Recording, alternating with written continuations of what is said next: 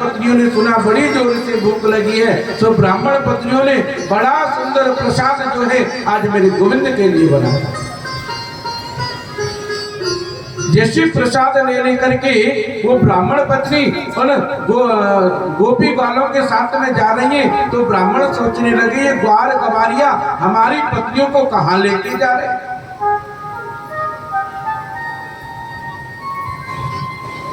ब्राह्मण पत्नियों से सारे में कहने लगी कहाँ जा रही हो, तो पत्नियों ने कहा आज हम तुम्हारी नहीं सुनेंगे, आज मेरे गोविंद को पाकर के ब्राह्मण पत्नी बड़ी प्रसन्न हुई।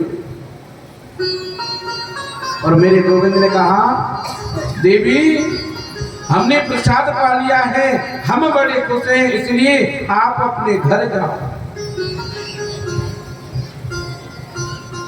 ब्राह्मण पत्नी कहने लगी लाला बता हम कैसे घर जाए भैया,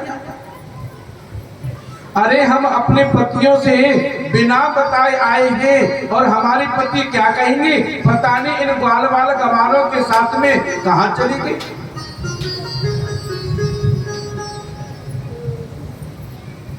अब लाला हम नहीं जाएंगे, हम अपने पतियों को छोड़ के आ गए।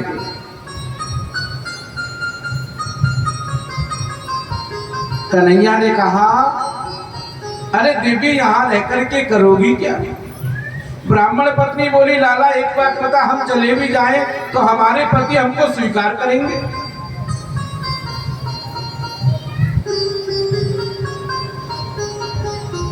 क्या पति हमारे हमको पूछेंगे नहीं आप कहाँ नहीं थी, और लाला हम क्या जवाब देंगे।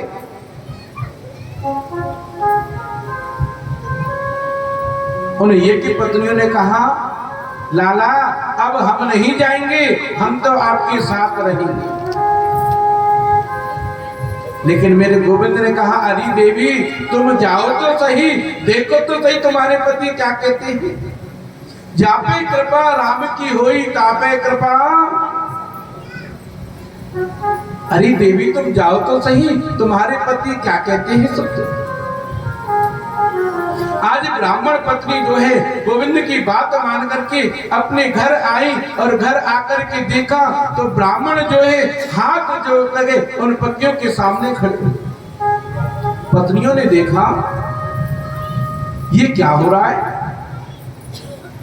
सो आज जो है ब्राह्मण अपनी पत्नियों के चरण मस्तक होकर के कहने लगे देवी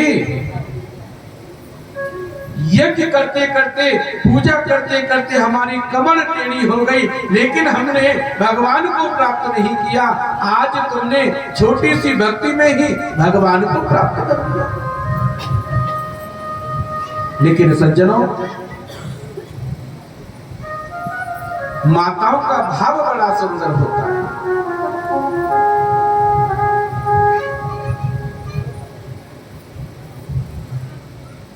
माताओं का जो मन है बड़ा करुणामय होता है। आपने कभी ये देखा है माताओं का हृदय कैसे करुणामय होता है। आपने इस चीज के ऊपर कभी सोचा है। बच्ची सुबह स्कूल जाती है, कौन तैयार करता है, मां करती है।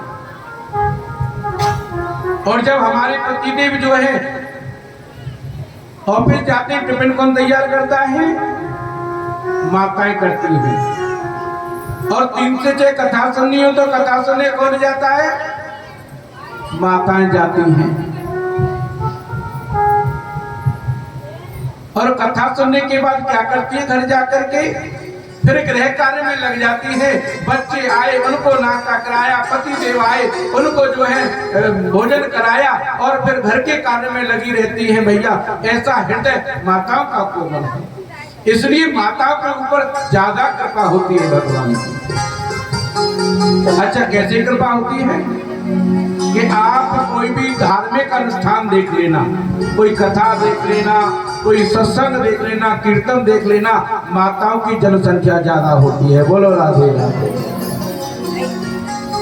ऐसा नहीं है कि माताएं ज्यादा इंटरेस्ट लेती हैं इन कथाओं में, ऐसा नहीं है, इन माताओं के ऊपर साक्षात मेरे प्रभु की कृपा है भैया। वो चाहता तो हर आदमी हम भी कथा में आए, लेकिन कृपा तो नहीं है। इसलिए भैया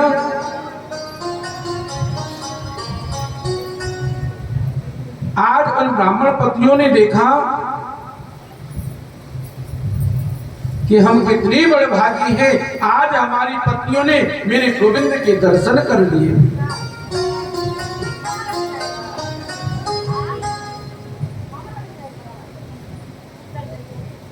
ब्राह्मण बोले देवी ऐसा आपने क्या किया जो आपको ठाकुर जी के दर्शन हो गए?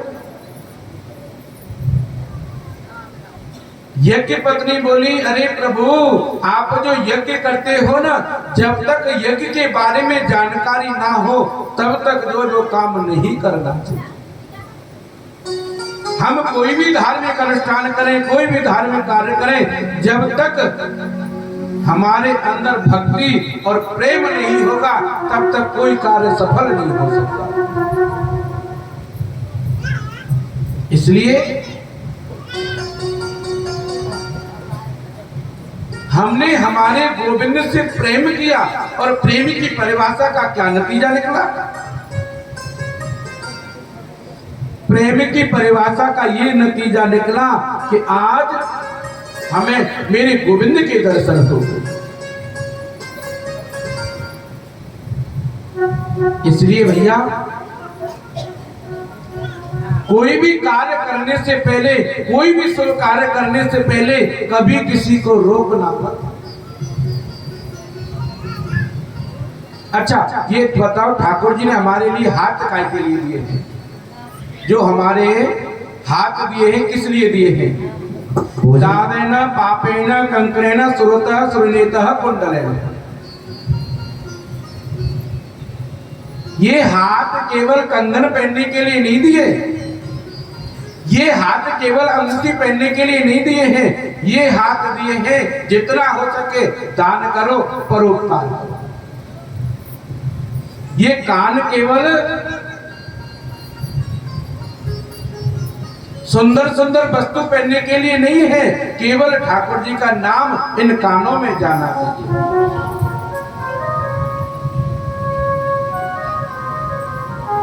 इसलिए इन हाथों से, इन कानों से सुंदर कार्य करो और सुंदर वाणी को सुनो।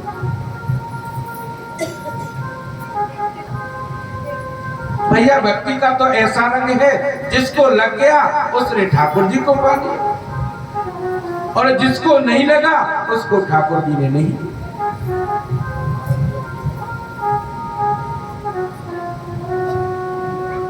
इसलिए जितना हो सके भक्ति के नाम पे ठाकुर जी की प्राप्ति जरूर करनी चाहिए।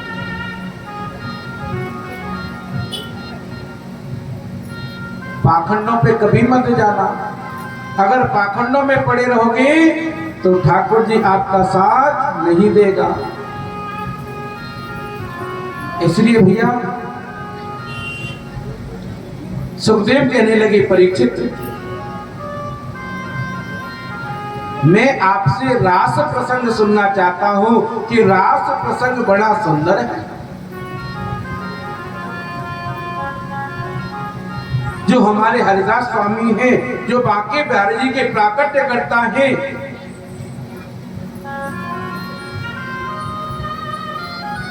उन्होंने बड़े सुंदर शब्दों में रास प्रसंग बताया है भैया। व्यास जी महाराज ने नवदा भक्ति का वर्णन किया।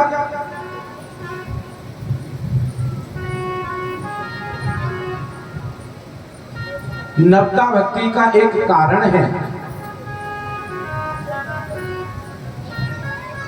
कि भैया अगर भक्ति करनी है तो सुंदर गुरु बनाओ। सुंदर गुरु बनाओगे तो ठाकुर जी आपको जरूर मिलेंगे। अच्छा देखो, गुरु भी भिन्न भिन्न प्रकार के होते हैं। इस संसार में सबसे बड़ा गुरु कौन है? सन्यासी गुरु अविनाशी, अविनाशी गुरु सत्यानाशी, सत्यानाशी गुरु ब्रजवासी। जो ब्रजवासी है वो सबसे बड़ा गुरु है। अच्छा, ब्रजवासियों की पहचान क्या है? जिसने रोटी न खाई बासी वो कैसो ब्रजवासी है। हमारे ब्रज में महाराज रात को अगर रोटी बच जाए और प्रसादी के रूप में मिल जाए तो सबसे बड़ा आनंद है। ये ब्रजवासियों की पहचान है। इसलिए गुरु ऐसा बनाना चाहिए जहां आपका मन संतुष्ट हो। कहना है हरिदर के हरिदास, हरिदर के हरिदास, भिखारी न होते तो वृंदावन में बाके बिहारी न होते, वृंदावन में बाके बिहारी न होते।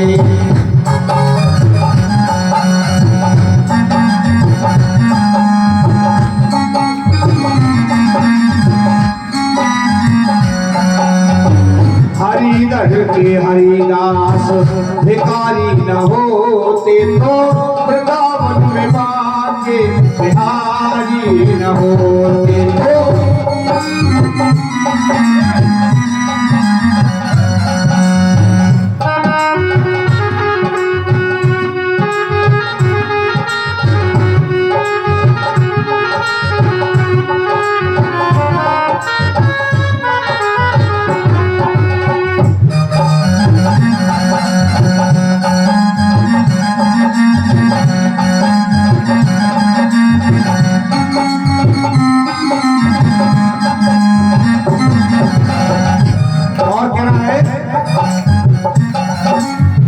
नहीं मननिया थे नहीं जन्म लेते,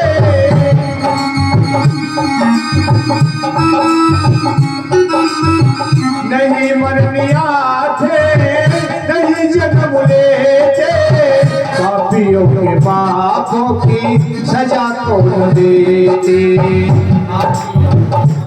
की सजा कौन देते। कंस नहीं मरे तातो, कंस नहीं मरे तातो मुरारी न होते, कंस नहीं मरे तातो मुरारी न होते, वृंदावन में बाके बिहारी न होते, वृंदावन में बाके बिहारी न होते।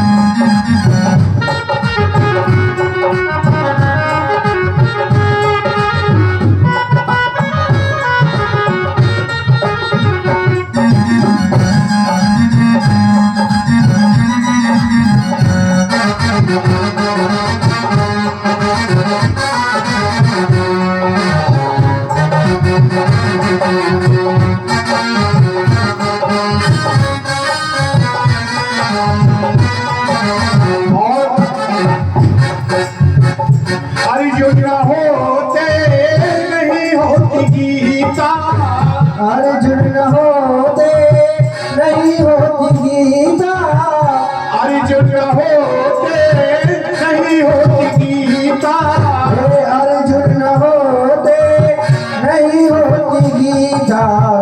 प्रेम दीवानी मीरा बिन जहर को पीता, प्रेम दीवानी बिन जहर कौन पीता। प्रेम प्रतीक राधा, प्रेम प्रतीक राधा मन वारी न होते तो।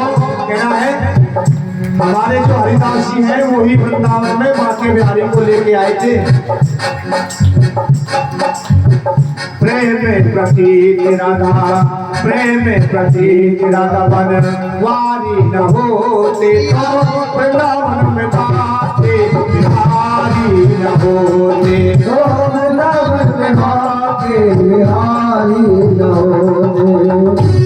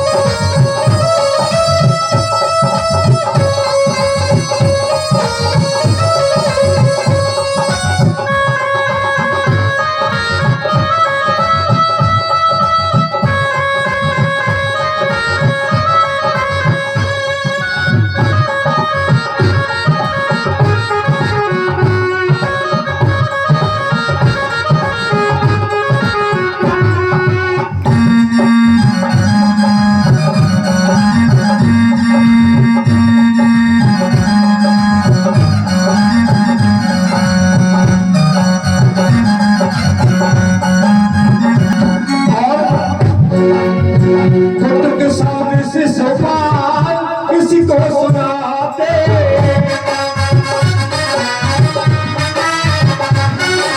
कहना है शिशुपाल की 100 गाली माफ की, तो बीच सभा में भगवान कन्हैया को गाली पे गाली दे रहे हैं। इधर में बलराम जी कहने लगे, अरे कन्हैया तू इस चीज के लिए वो गाली दे रहा है, तू कुछ भी नहीं कह रहा है। भगवान बोले इसकी 100 गाली माफ है बलदाऊ, एक से एक होगी ना जब बता हुआ। कह रहा है कुछ के संदेश शिशुपाल किसी को सुनाता,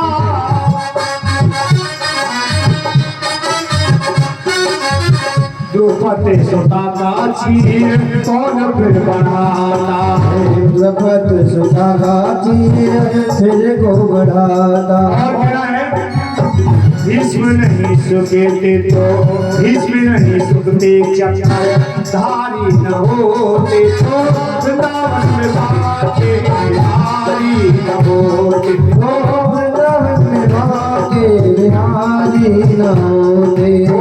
हरि हरि हरिदास भिखारी न होते तो वृंदावन में बाके बिहारी न होते तो वृंदावन में बाके बिहारी न होते। तो वृंदावन में बाके बिहारी न होते तो वृंदावन में बाके बिहारी न होते। आपको बता बिहारी जी कैसे प्रकट हुए वृंदावन में। वृंदावन में टटिया स्थान नाम का एक स्थान है, वहां श्री हरदास जी ने तपस्या करी। तपस्या के प्रभाव से बांके बिहारी जी का प्राकट्य हुआ। तो जब जो है हमारे बिहारी जी का प्राकट्य हुआ, बोले बांके बिहारी लाल की। तो भैया सुखदेव कहने लगे, परीक्षित रास का प्रसंग में आपको सुनाऊंगा।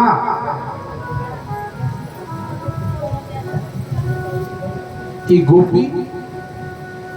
गोपियां कौन है? गो का अर्थ होता है इंद्रियां और पी का अर्थ होता है पीना। गोपी इंद्रिय कृष्ण रस पिबत इते गोपी। जो प्रत्येक इंद्रियों से कृष्ण का रस पान करे उसको गोपी कहते हैं।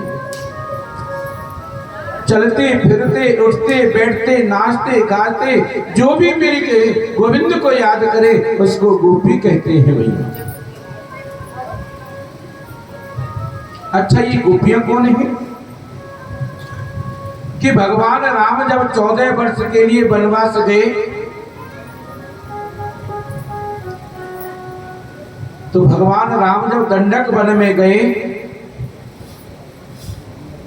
तो जितने वो दंडक वन में साधु थे बड़ी बड़ी दाढ़ी वाले, वो मेरे राम जी के सौंदर्य को देख करके राम जी के ऊपर मोहित हो गए। संत बोले कि भैया अगर हम भी स्त्री होते तो क्यों ना इन राम जी की सेवा करते। आज यही दंडक वन वाले जो ऋषि हैं वही स्त्री बन के आज ब्रज में गोपी बन करके आए।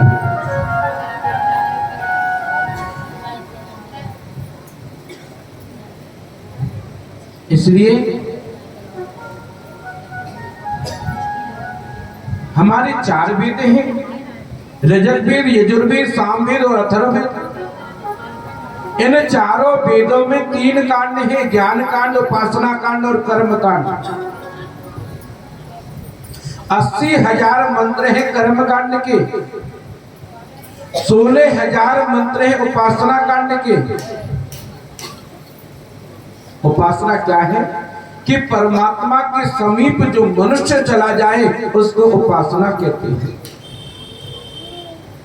80,000 जो मंत्र हैं कर्म कांड के, जो वेद मंत्र हैं वे सभी ब्रज में आज गोपी बन करके आए।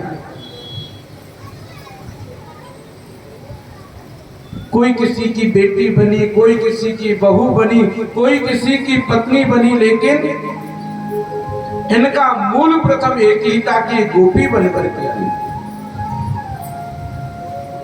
गोपी बनकर के इसलिए आई कि वो किसी भी प्रकार मेरे गोविंद को प्राप्त करना चाहती है। आज महाराज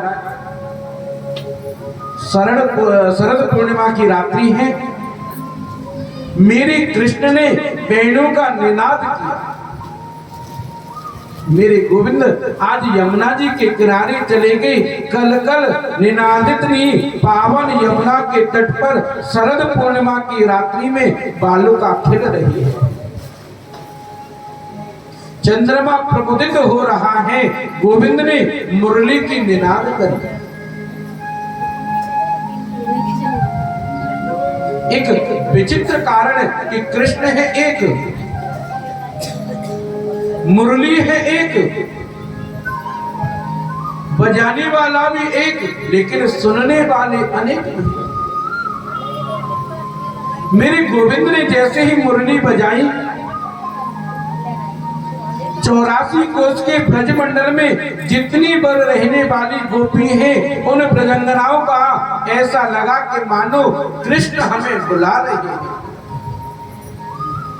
इस मुरली की तान से हमारा नाम ले रहे हैं और हमको याद कर रहे हैं।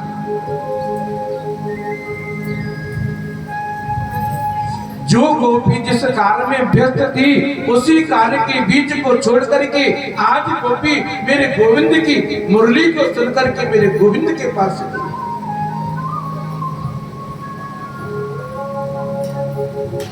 लाखों गोपियों को ऐसा लगा मानो गोविंद हमारा नाम लेकर के हमको बुला रहे हैं।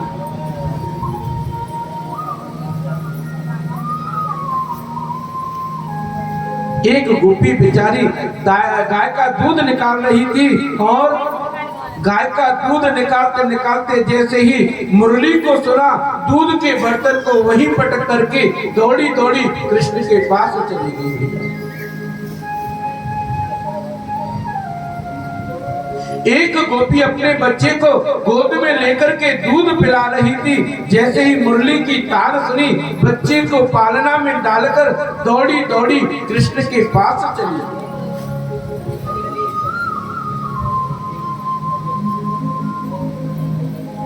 एक गोपी जो है श्रृंगार कर रही थी और जैसे सुना कि मेरे गोविंद मुझे बुला रहे हैं, गोपी श्रृंगार को छोड़ करके भैया आज मेरे गोविंद के पास चली गई।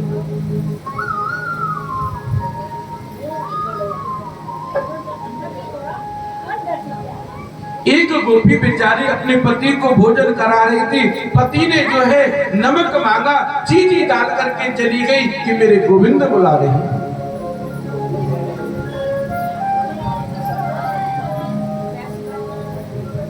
एक गोपी के पति ने गोपी को पकड़कर कक्ष में बंद कर दिया। बोले मैं देखता हूँ कैसे तुम गोविंद के पास जाओगे।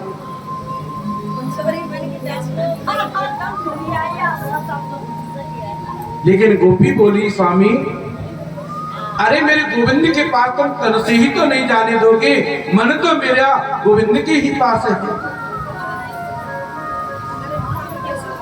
लेकिन भैया इन गोपियों का जो कृष्ण के प्रति जो अनुराग है, जो प्रेम है, बड़ा सुंदर है। मेरे गोविंद को अपना प्रियतम मान करके उनके चरणों में ऐसे लगे रहते हैं मानो हमारे स्वामी यही है। आदरणीय सुखदेव कहते हैं, परीक्षित मैंने पहले आपको बताया था, किसी भी भाव से कृष्ण के चरणों में प्रेम होना चाहिए। जब जीवन में तन में आएगी कृष्ण मिलाप की विरक्ति अग्नि में जब प्रफुल्लित होगी, समस्त कर्म उसमें जलकर भस्म हो जाएंगे। ऐसा गोपियों के साथ में हुआ। राधे राधे राधे। भैया आओ, शांति बनाओ। हैं यहाँ बात कर भी आमने की कथा सुन आमने भैया है। बड़ी सुंदर कथा है गोपियों की।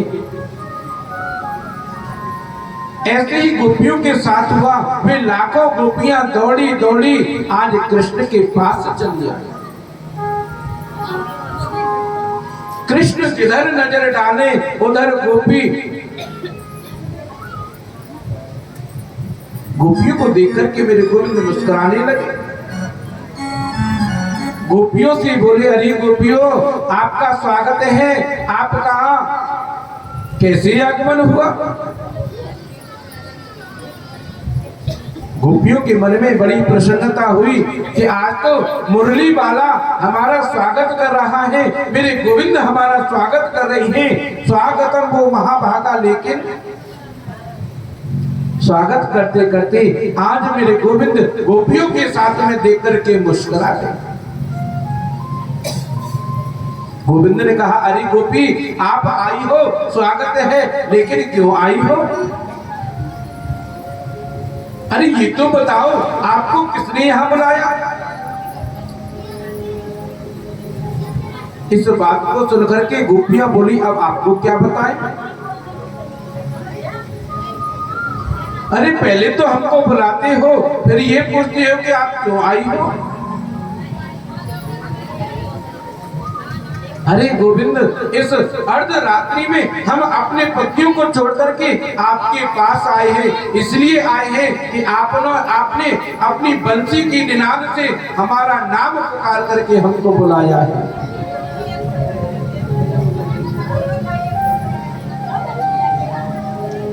कन्हैया बोले, गोपी, ये रात्रि कितनी घोर रूपा है।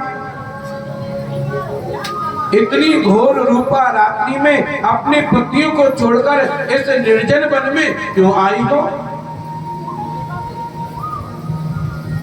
और हाँ गोपी, आप आई हो अपने पतियों को छोड़ करके, कोई बात नहीं, अब आपने दर्शन कर लिए, अब आप जाओ, अपने पतियों की सेवा करो। देखो, पति की सेवा करना नारी का परम कर्तव्य है।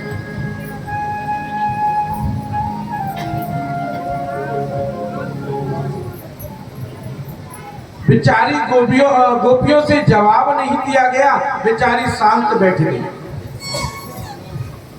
कन्हैया ने कहा, गोपी, अरे तुमने जवाब नहीं दिया, क्या बात है? गोपी बोली, प्रभु, बड़ा सुंदर यमुना का किनारा है, इस सुंदर वन में देख लिया ना, कैसा सुंदर चंद्रमा निकल रहा है, कैसा चंद्रमा सुंदर प्रकाश दे रहा है।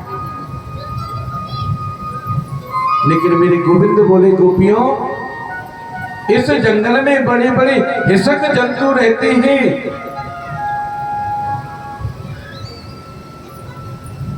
और तुम अपने घर को छोड़ करके यहाँ आई हो। तुम जाओ गोपी, तुम्हारे पति तुम्हारा इंतजार कर रहे होंगे। सुखदेव कहते हैं, परीक्षित, परमात्मा पहले तो अपने भक्त को अपने पास बुलाता है और फिर उसकी परीक्षा लेने के लिए उसको दूर जाने के लिए बोलता है, क्योंकि भगवान देखना चाहता है ये भक्त मजबूत स्थिति में है या कमजोर स्थिति में है।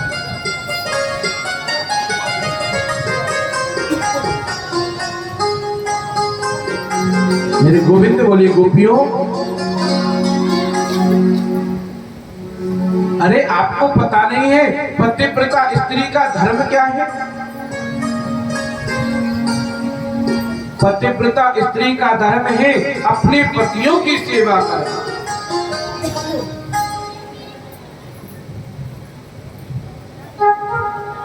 और गोपी, आप अपने पतियों से बोल करके नहीं आई हो, आपके पति इंतजार कर रहे होंगे, क्यों ना अब आपको जाना चाहिए।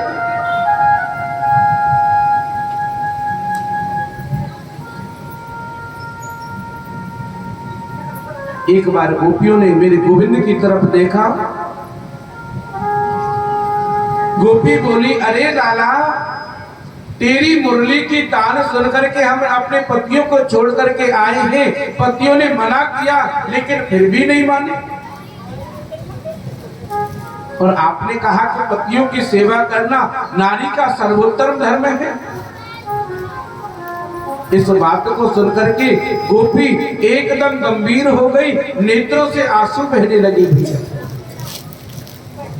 गोपी कहने लगी, लाला हमने सुना है भगवान बड़ी कठिन परिस्थितियों में मिलता है, और लाला अब तो तू हमें मिल गया, हम तुझे छोड़ करके कहीं नहीं जाएंगे। और लाला सारे जो संसारिक विषय हैं वो हमने त्याग दिए, केवल तेरे चरणों के रज में हमें रहना है भैया, और हमें कहीं नहीं जाना।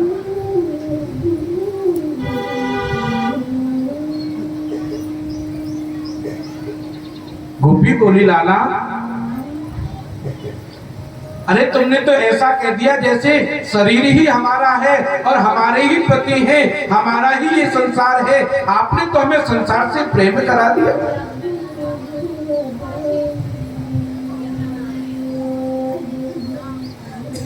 लेकिन गोपी कहती है, लाला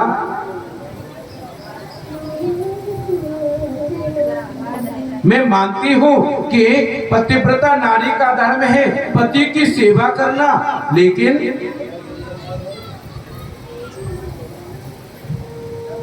ऐसे वर को क्या वरूं जो जन्म ले और मर जाए। लाला ऐसे वर को क्या लेके करेंगे जो बार बार जन्मता है मरता है, और वर वरिये गोविंद सा जब जीवन सफल है जाए। और लाला हम तो तेरे साथ रहना चाहते, अपने जीवन को सफल बनाना चाहते हैं।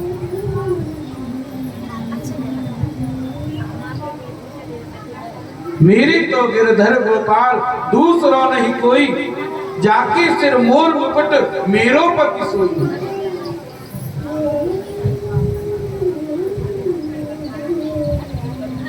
हम संसार में जाकर के लाला करेंगे क्या?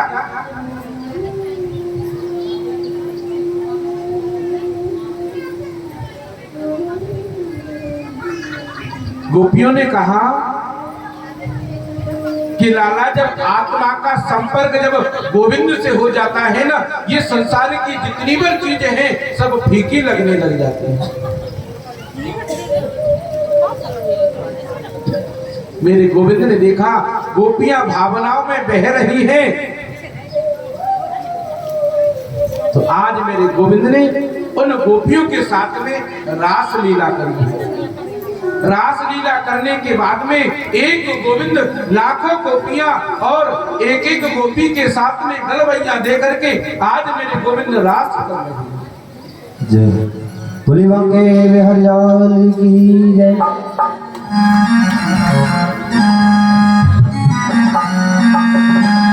हे रास रचो है, रास रचो है, जमुना किनारे रास रचो है, रास रचो है, रास रचो है, जमुना किनारे रास रचो है।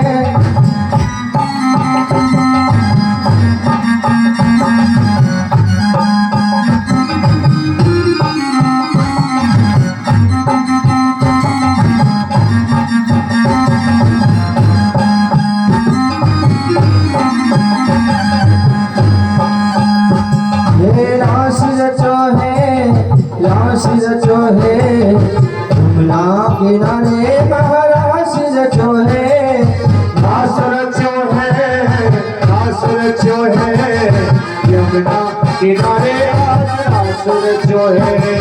भगवान श्याम सुंदर राधा रानी के साथ में भेंट कर रहे हैं। कैसे गोकुल में देखा, वृंदावन में देखा, गोकुल में देखा, वृंदावन में देखा, हे गोकुल में देखा, वृंदावन में देखा, हे मुरली बाजे रे, हे राधा संग श्याम नाचे रे, हे श्याम संग राधा नाचे रे। गोकुल में देखो, वृंदावन में देखो, गोकुल में देखो, वृंदावन में देखो, राधा नाचे रे, राधा नाचे रे, हे श्याम संग राधा नाचे रे, श्याम संग राधा नाचे रे।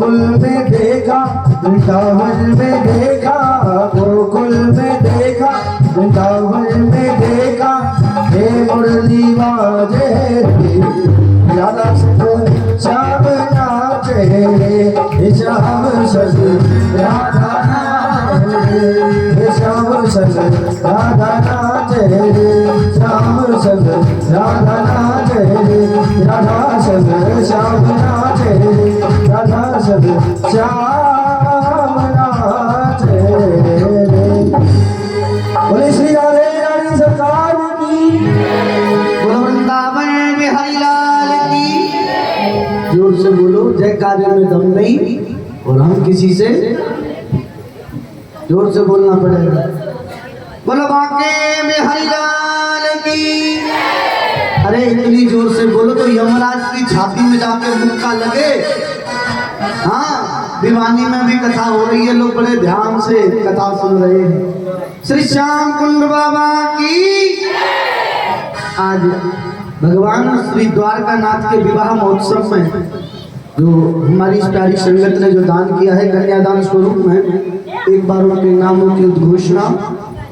51 रुपये गुप्तदान, 100 रुपये अनिल पारिक जी, 50 रुपये भंवर सिंह जी, 501 रुपये विनोद सिंह जी तबर गली नंबर 6 साड़ी और पैंट शर्ट, 101 रुपये तूफान जी, 51 रुपये धर्मेंद्र जी, 100 रुपये गुप्तदान एक साड़ी, 511 रुपये चरण सिंह जी एक साड़ी, 101 रुपये गुप्तदान, 50 रुपये राजकुमार जी, 200 रुपये गुप्तदान, 50 रुपये रोहन, 511 रुपये सुदाम शेखर जी, 501 रुपये अशोक भारद्वाज जी, 101 रुपये साहिल, 50 रुपये अशोक जी, 200 रुपये हरनाथ यादव जी, 501 रुपये शिव कुमार यादव जी, गुप्तदान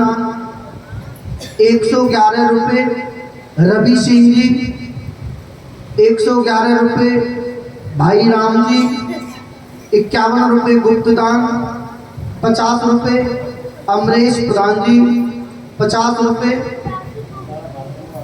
सुरमिला जी,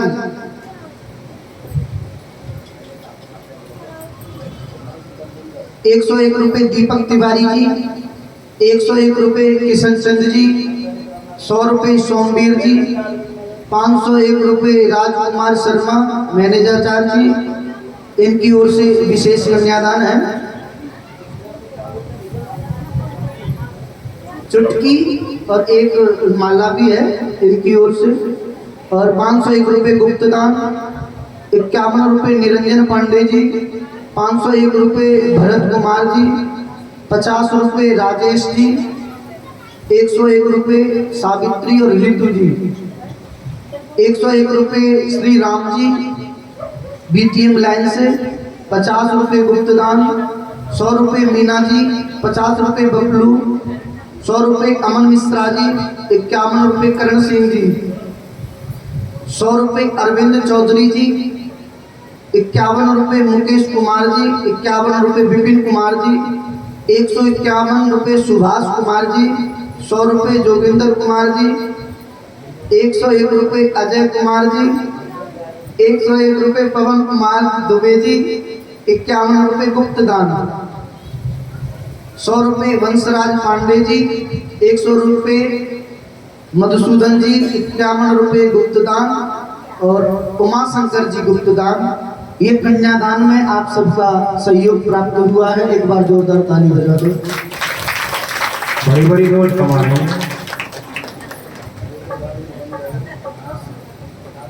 रोशन कुमार जी 51 रुपये कन्यादान में दे रहे हैं। जिनको भी कन्यादान लिखवाना है वो यहाँ अभी कुछ समय है, क्योंकि फिर तो कन्यादान के लिए हम यहाँ बैठे हैं। जिनको भी लिखवाना है कन्यादान आप लोग लिखवाएं, अतिशीघ्र विचार ना करें। अच्छा, एक बात मेरे मन में आ रही है महाराज जी, एक बात सुना दो मैं। भैया हमारी तो मारी ना चेतना में, तुम्हारी मान तो देख लो। बात बहुत करें भैया, जो कुछ पैसे है बात बहुत करें। बबली पांडे जी 100 रुपये दान कर रहे हैं कन्यादान में। भगवान कुशल करें।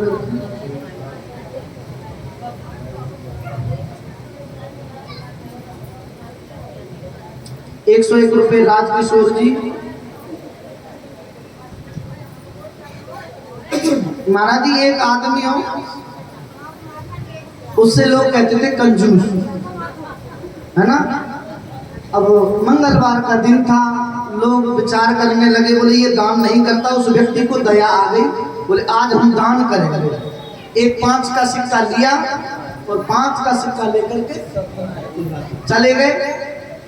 ले गए, अब लाइन तो ज्यादा थी, गर्मी लग रही थी, हाथ में आ गया पसीना। जैसे मंदिर में पहुंचा, रुपया देखा, पसीना हाथ में देखा, तो महाराज दया आ गई उस सिक्के पे। बोले क्या ये सिक्का मुझे देख करके रो रहा है, इसलिए दान नहीं करता, जेब में रख लेता हूं। वो सिक्का उठा के जेब में रख लिया। नहीं ऐसी स्थिति आपके साथ तो नहीं है? घर से लेके आए हो कि हमें कन्यादान करना है, लेके बैठे, पसीना आ गया, फिर उठा के अरे भाई पल्लू में बांध लिया। बोले नहीं नहीं, ये छोड़ना नहीं चाह रहा है हमने इधर। जिनको भी देना है विचार ना करें, दान करने में कभी कोई विचार नहीं करना चाहिए। हाँ हाँ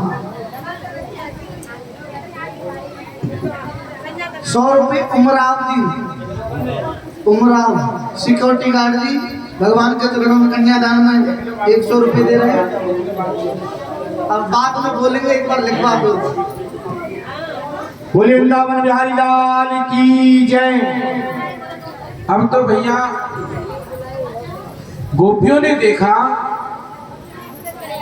कि आज मेरे गोविंद जो है हमारे साथ में रास रचा रहे, हमको इतना सुंदर समझा, तो गोविंद आज हमारे साथ रास रचा रहे। गोविंद ने देखा कि लगता है गोपियों को अभिमान हो गया, तो आज मेरे गोविंद गोपियों को छोड़ करके अंतर्ध्यान हो गए। गोपी भूल गई सब कुछ, हम कहाँ हैं, कैसे हैं और किस अवस्था में हैं। एक एक गोपी देख रही है। थोड़ी देर पहले तो हमारे साथ में कृष्ण रास रचा रहे थे, अब मेरे गोविंद कहाँ है।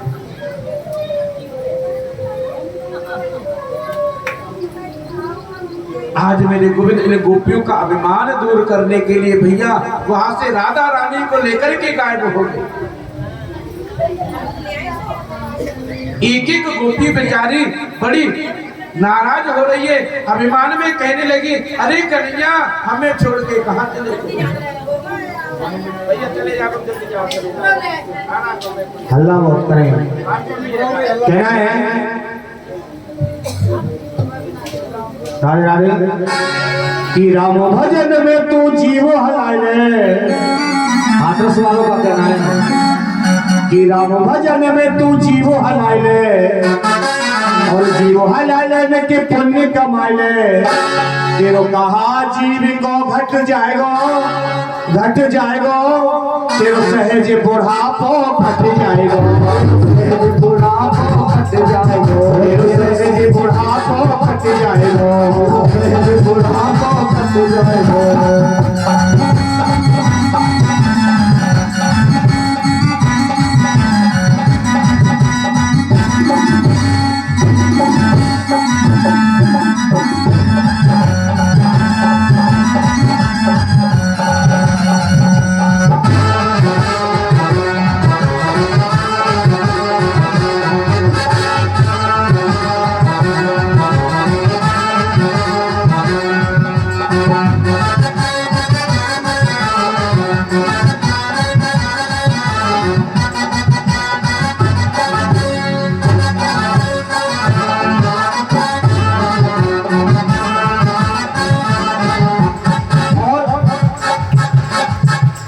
राम नाम की पीले घोटी, राम नाम की पीले घोटी, राम नाम की पीले घोटी, राम नाम की पीले घोटी।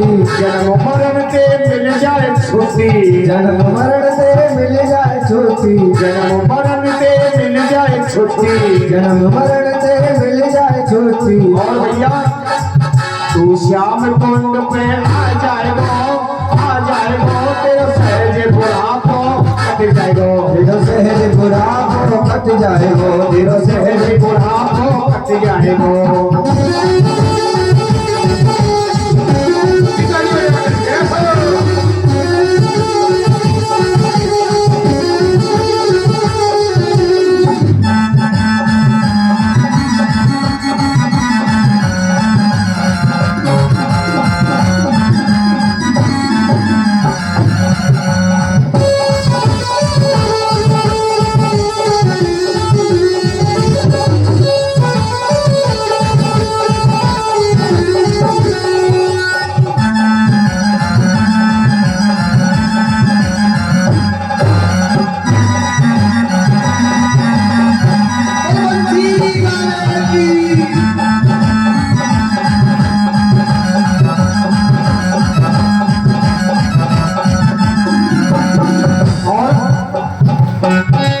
बचपन गयो बुढ़ापो बीत्यो, बचपन गयो बुढ़ापो बीत्यो, बचपन गयो बुढ़ापो बीत्यो, बचपन गयो बुढ़ापो बीत्यो। रत अवस्था सावन बीत्यो, रत अवस्था सावन बीत्यो। और तू राम रमैया लट जाएगो, लट जाएगो, सहज बुढ़ापो हट जाएगो, सहज बुढ़ापो हट जाएगो। और राम भजन में तू जीव हलाए ले, राम भजन में तू जीव हलाए ले, जीव हलाए के पुण्य कमाए ले, जीव हलाए के पुण्य कमाए ले।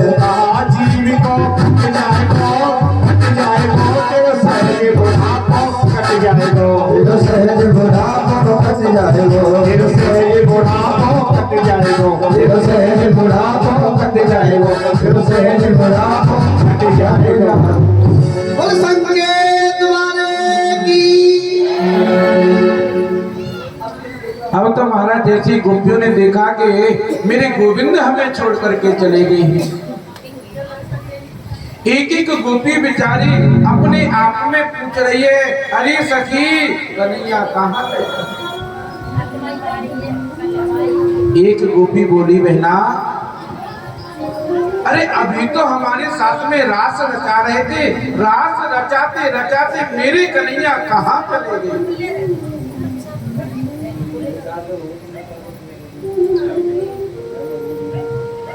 आज गोपियां सुधबुध भूल गई, अब तो हमें गोविंद छोड़ करके चले गए। तुम्हारा एक गोपी दौड़ी दौड़ी माँ यमुना जी के पास गई, अरे माँ यमुना तू ही बता दे गोविंद हमें छोड़ करके कहाँ चले? एक गोपी पीपल के पास गई, अरे ब्राह्मण स्वरूप पीपल आप ही बताओ मेरे गोविंद हमें छोड़ करके कहाँ चले? एक गोपी ने तुलसी देवी को प्रणाम किया और कहा, हे तुलसी आप तो गोविंद के चरणों की परम प्रियसी हो, आप ही बताओ गोविंद कहाँ चले? एक गोपी पृथ्वी माता को प्रणाम करके कह रही है, हे पृथ्वी माता आप तो केशव की रोज चरणों का संपादन करती हो, आप ही बताओ मेरे गोविंद कहाँ?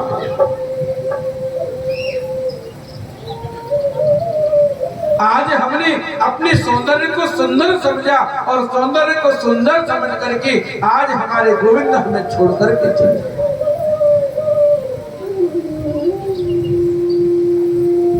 आज हमारे मन में अपने सौंदर्य को देख करके इतना अभिमान आया, आज मेरे गोविंद हमारे अभिमान को देख करके हमें छोड़ करके। गोपी आपस में एक दूसरी मेरे गोविंद को ढूंढ रही है, लेकिन जवाब कोई कुछ नहीं दे रहा। लाली मेरे लाल की जित देखूं तित लाल, और लाली देखन में गई और मैं भी हो गई लाल। कृष्ण को खोजते खोजते गोपी आज अपने आप को कृष्ण समझ बैठी। एक गोपी कहती, आओ ब्रजवासियों, मैंने गिरिराज को उठा दिया, आप सभी गिरिराज के नीचे आओ। एक गोपी ने मुरली बजाना शुरू किया और मुरली से गोपी कहना चाहती है, अरे गोपियों मैं कृष्ण और आज आपको मुरली बजा करके बुला रहा हूं, आप मेरे पास आओ।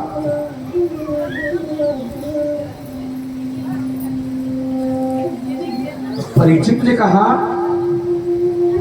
अरे सुखदेव ये क्या हो रहा है? गोपियों को स्वयं प्रतीत नहीं कि ये क्या हो रहा है।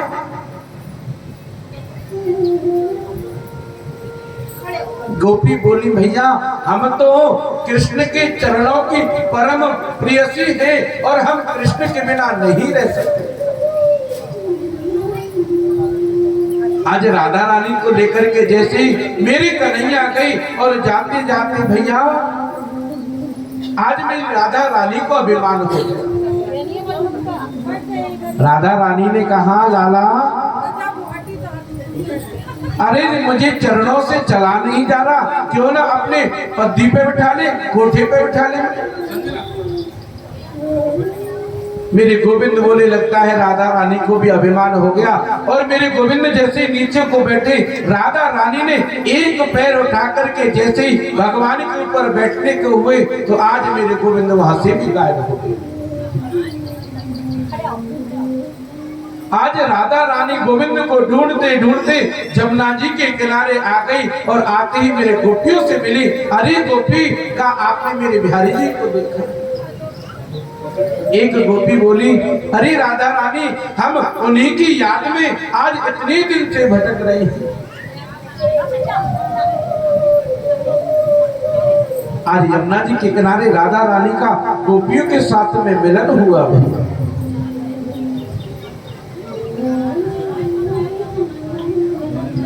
गोपियों ने कहा,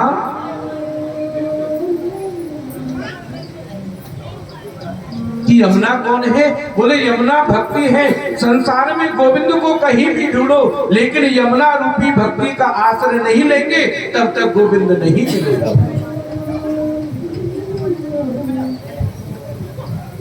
बीच में राधा रानी बैठी है, आस पास में लाखों नर नारी गोपियां बैठी हैं और उन्होंने तो ढूंढना बंद कर दिया।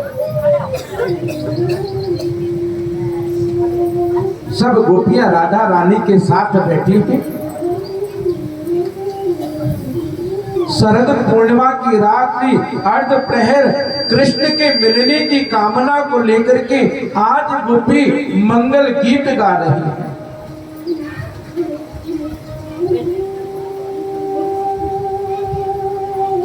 और गोपी गीत गाते गाते गोपियों ने देखा कि कैसा सुंदर भाव है, कैसी सुंदर भक्ति है। अगर ऐसी भक्ति करने से हमारे कष्ट दूर होते हैं, हमें गोविंद मिलते हैं, तो भैया ऐसी भक्ति हम रोज करें।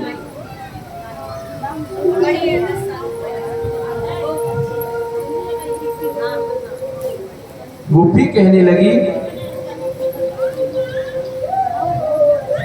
कि कृष्ण आप भागे तो कैसे भागे?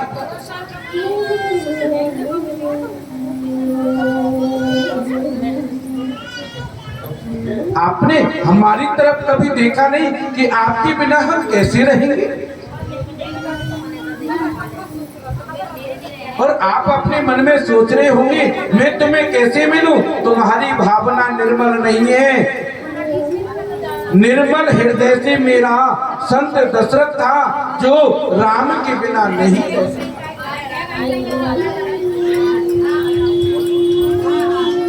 दशरथ जी ने राम कहते कहते आज अपने प्राणों को त्याग दिया।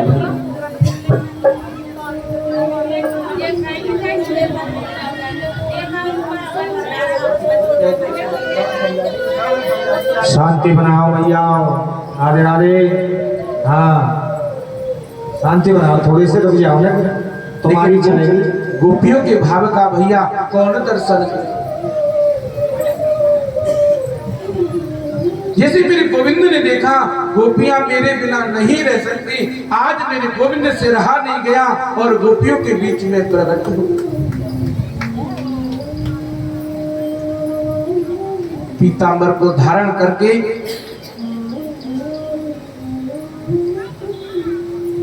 आज जैसी गोपियों के बीच में मेरे गोविंद प्रकट हुए,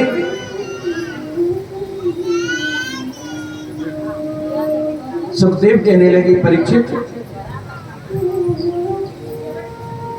गोविंद को मध्य में प्रकट होते हुए देखकर आज गोपियां कन्हैया के आगमन के लिए खड़ी हो गई।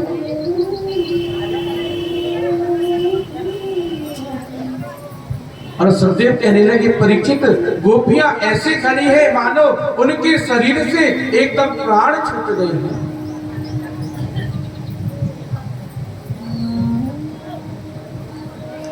एक गोपी कृष्ण के हाथों को सहला रही है, एक गोपी उनके चरणों को सहला रही है, एक गोपी उनको टेढ़ी नजर से देख रही है, मानो आज तो साक्षात मेरा कृष्ण मिल गया। गोविंद कहने लगे गोपी ऐसे क्या देख रही हो? गोपियां कहने लगी गोविंद एक बात बताओ, क्या हमारे प्रेम में कोई कमी रह गई थी?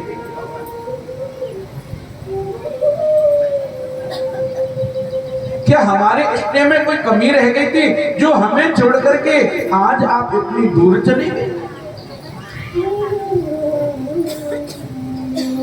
लेकिन मेरे गोविंद ने कहा गोपी आपने प्रेम जरूर किया, लेकिन आप अपने सौंदर्य को देख करके मेरे प्रेम को भूल गए।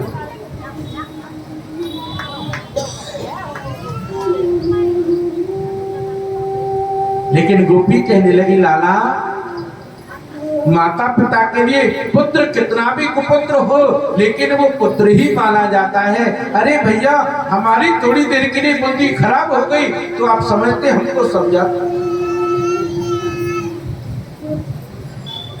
Thanks for watching. लेकिन भैया गोविंद कहने लगा, गोपी कहने लगी अरे लाला हम आपके बिना रह नहीं सकते क्योंकि हम आपकी आत्मा में रमण करते हैं।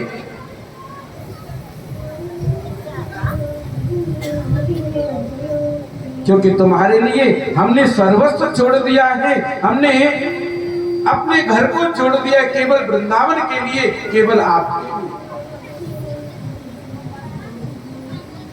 और लाला आपने कितना तड़पाया हमको, कितना रुलाया। कान्हा ऐसा क्यों किया आपने?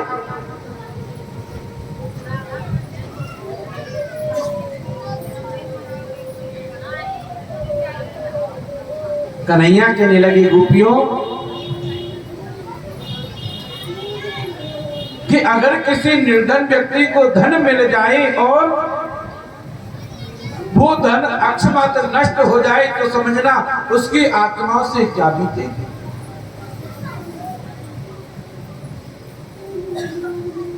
उसी प्रकार में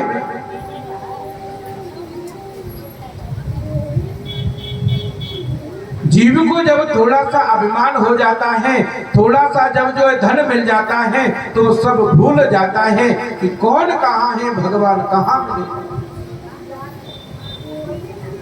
इसलिए भैया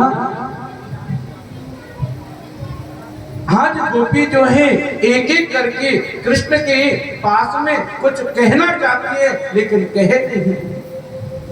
गोपी मन ही मन में सोच रही है अगर अब कृष्ण से कह दिया और हमको छोड़ करके चलेगी तो कृष्ण के बिना हम रह नहीं सकते भैया।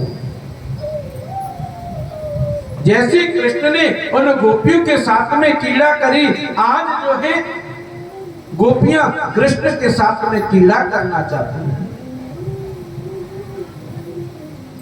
राधा नाचे कृष्ण नाचे, नाचे गोपी जन और मन मेरो बन गयो सखीरी पावन वृंदावन। आचार्य सुखदेव वर्णन करते हैं आज गोपियों ने ऐसा विचित्र नृत्य किया, जितनी गोपी उतनी कृष्ण भैया। आज गोपियां भगवान के साथ में गलवैया देते हैं, आलिंगन करते हैं। कोई गोपी थक जाती है तो कन्हैया उसी को पंखा झलने लग जाते हैं। अरे गोपी बड़ी थक गई है। मेरे गोविंद ने राधा जी के चरण दबाए। कोई गोपी थक जाती है तो कंधे पर बिठा करके मुखार में उतर ले जाते हैं।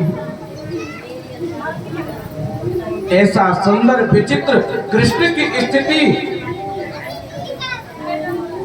देवता लोग देखकर आश्चर्य में पड़ गए कि भैया तांबूल का आदान प्रदान भी करते हैं, आलिंगन भी कराते हैं।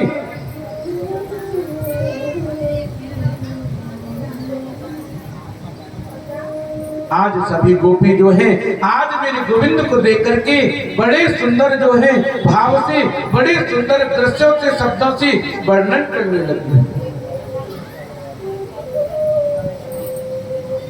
लेकिन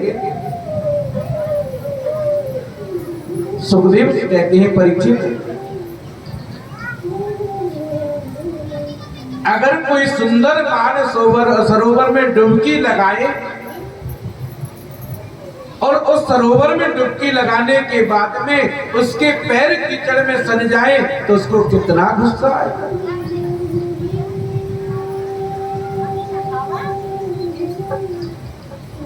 सुखदेव कहते हैं, परीक्षित, ये घोर कलयुग है और इस घोर कलयुग में लोगों को जरा सी भक्ति क्या मिल जाती है, लोगों को इतना अभिमान हो जाता है, समझो कृष्ण की प्राप्ति हो गई।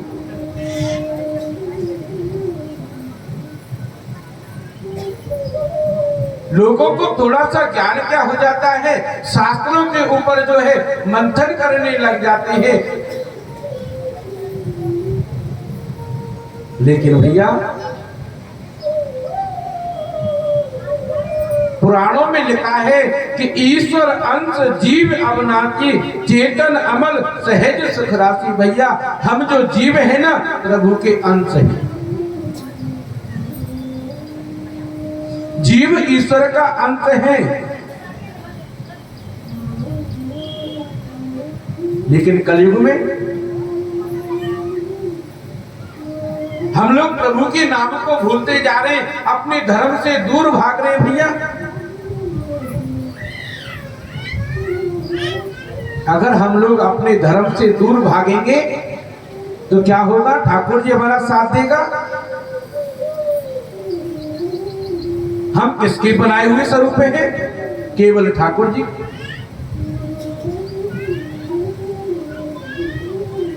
अगर हम सुंदर धर्म नहीं करेंगे, ठाकुर जी के कर्तव्यों से दूर भागेंगे तो ठाकुर जी भैया हमारा साथ नहीं देगा।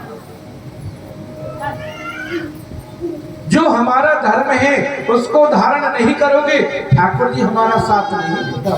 अरे धर्म कैसे धारण किया जाता है?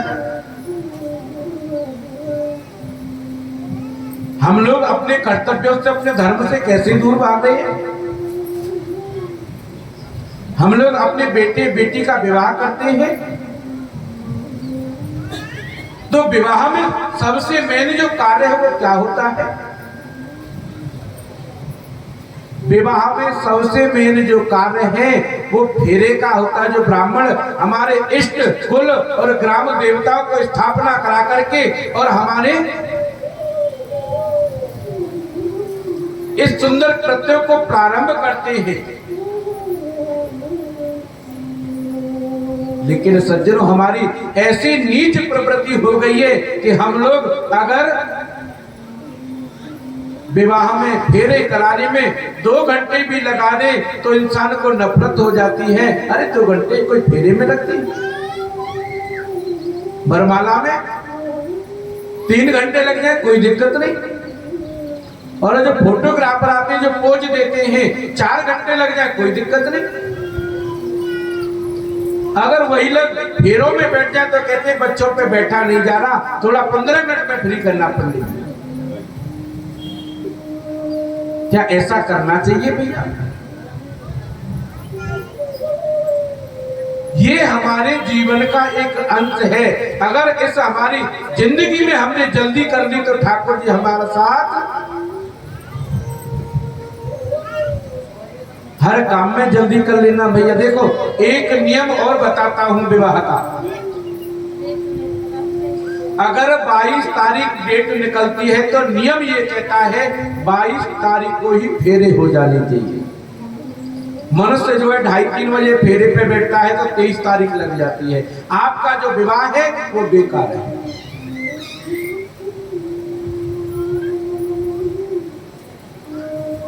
क्योंकि शास्त्रोक्त बात है, अगर शास्त्र के अनुसार चलोगे तो ठाकुर जी आपका साथ देगा, शास्त्रों के अनुसार नहीं चलोगे तो भैया राधे आप जाने और आपका काम जाने।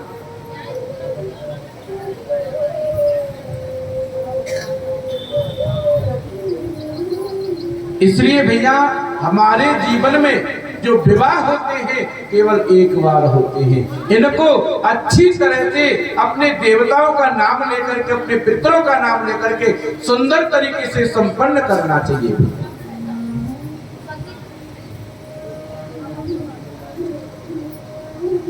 बरमाला डरना या फोटो खिंचवाना या पोज देना ये विवाह नहीं है। विवाह एक बंधन है, और बंधन कैसा है?